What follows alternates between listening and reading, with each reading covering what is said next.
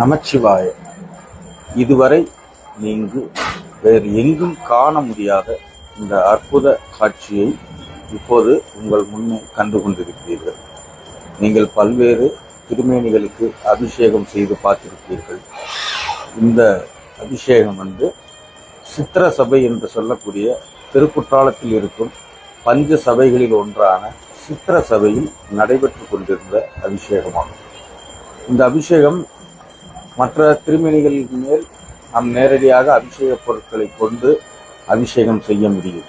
ஆனால் சித்திர சபையில் சாமியின் திருவுருவம் சித்திரமாக அமைந்திருக்கும்படியால் அந்த சித்திரத்தின் மீது நாம் அபிஷேகம் செய்ய முடியாது. ஆதலால் சித்திரத்தின் முன்னே ஒரு கண்ணாடி பேழையை வைத்து அந்த கண்ணாடியில் அந்த சித்திர சபையில் இருக்கும் சாமியினுடைய பிம்பம் அதில்